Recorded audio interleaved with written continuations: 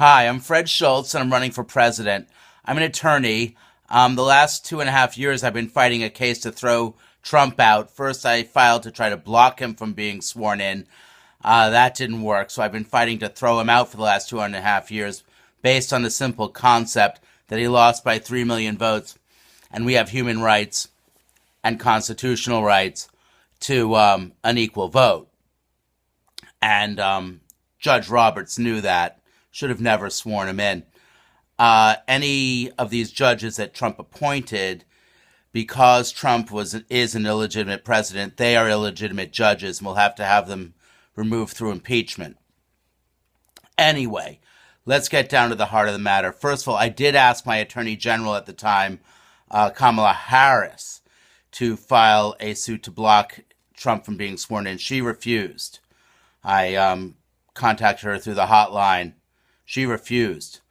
We in California get 29% of the vote of people in Wyoming. We, as people who voted for Hillary, reluctantly, got 66% of the vote of those who voted for Trump. This is stealing our human and constitutional rights to an equal vote. Day one, I'm president, if you elect me, God willing.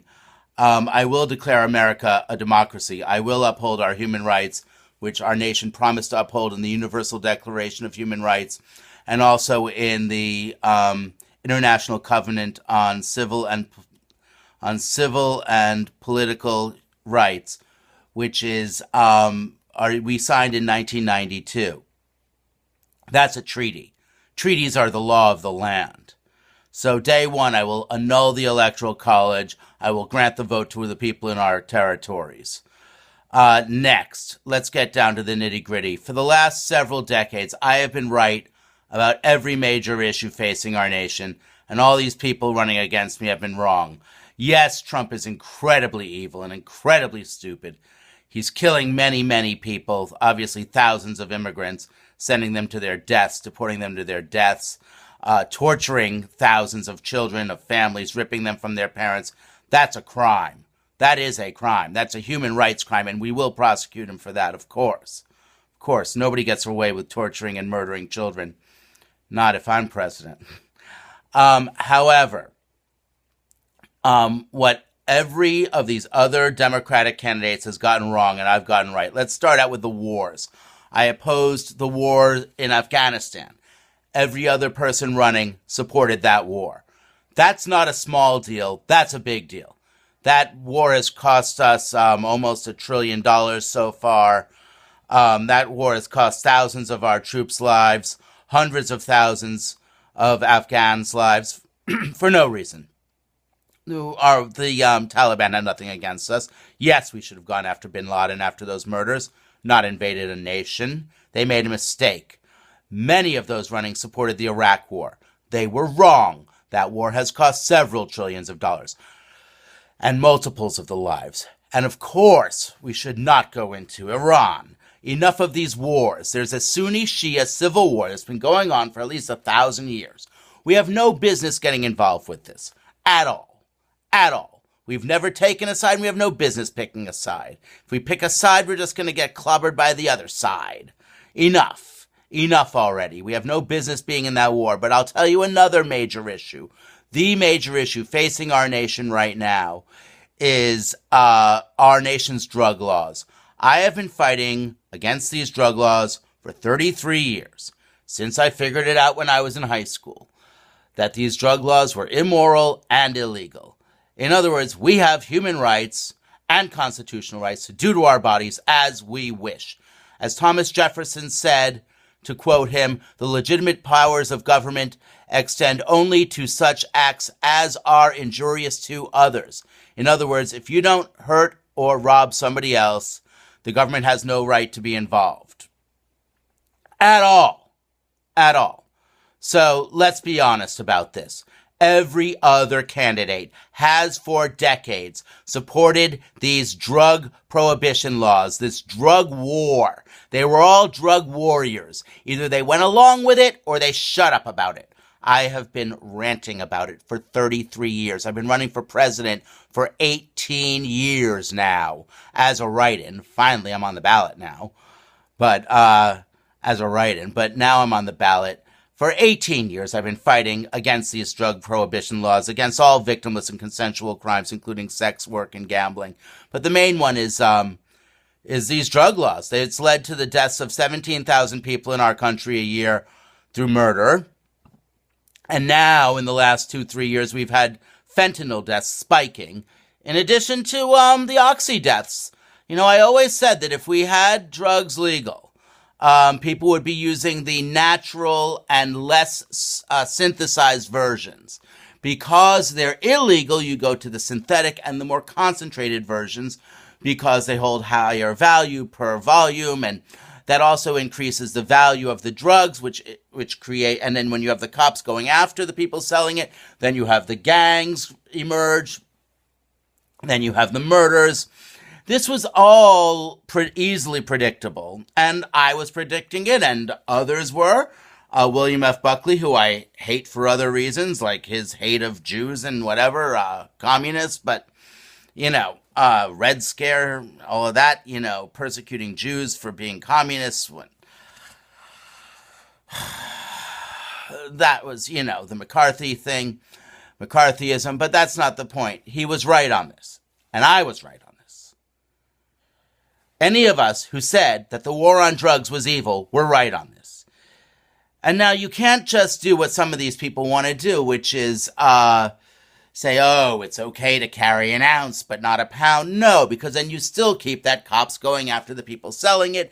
That keeps the illegal sales going, and that means that people are still going to put fentanyl in things. You have to just make it completely legal. That's the only way. And if that doesn't get the drugs off the streets, the final step is to make it free. Free drugs, a certain allotment per person. That, anything it takes to end the crimes. I'll show you a little chart. Here is the chart of deaths from 1980 to today. And this is fentanyl deaths shooting up from nothing the last few, and to 3 years, 30,000. 30,000. And back here in 1980 when they made drugs illegal, it was under 10,000 deaths. Now it's over 70,000.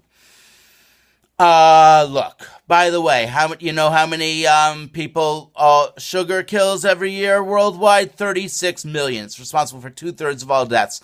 You know how many people all illegal drugs combined kill? 200,000. They're not the biggest threat. Sugar is, and it's the most addictive drug and it's the most deadly drug. Sugar is 8 times more addictive than cocaine. By the way, and this mass incarceration, notice that this is 1980 when they started. Oh, sorry, that's 1929. 1980 is around right here. 500,000 up to 2.5 million now. Whose fault is this? Well, any politician. Anybody who voted for any politician. Even though I was fighting against them, I did vote for these people because I voted always for the lesser of two evils. But Joe Biden said that his fingerprints were on every crime bill, and crime law since 1980. Joe Biden did this. Why do you think, and black and brown people are disproportionately arrested? So that's why black and brown people are disproportionately poorer. Ever since 1980, they started these mass arrests. When do you think that wages started stagnating? 1980. This is not a coincidence. And south of our border, 2.5 million people murdered in the last 20 years. About 4 to 5 million probably since they started these drug laws in this drug war in 1970. But they've been fighting the drug war other ways before that. But my point is, I'm the only candidate who not only opposes these laws, but I believe that these laws, against democracy, these laws against our freedom to do to our bodies as we wish. I'm the only candidate who knows that these laws are unconstitutional. And I will be sworn to uphold the Constitution, and I will uphold my oath. Meaning, day one, I will legalize all drugs, including cannabis, opium, coca. The farmers will be able to earn a living again. That's just, thank God. And I will free, we have 2.4 million people in jail.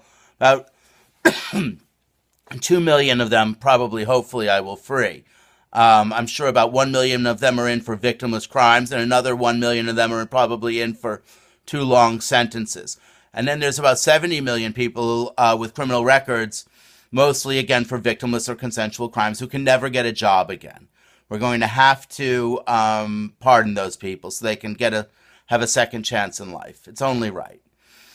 I intend to free them. I'm the only abolitionist running. I'm the only candidate who doesn't only believe that these drug laws are immoral, but they're illegal. And I will end them day one. And I will make America a democracy day one. And then, of course, I will institute a wealth tax. For 18 years, I've been fighting for a wealth tax. Elizabeth Warren wants a wealth tax that'll yield about $2.5 trillion over the next 10 years. My wealth tax, I crunched the numbers, will yield about $10.5 trillion over the next 10 years. Plus, I intend to tax nonprofits for a small amount of their net worth, because many of them have multi-millions and billions of dollars too. It's just a scam. Even if it's not a scam, they should be paying taxes if they have millions or billions of dollars.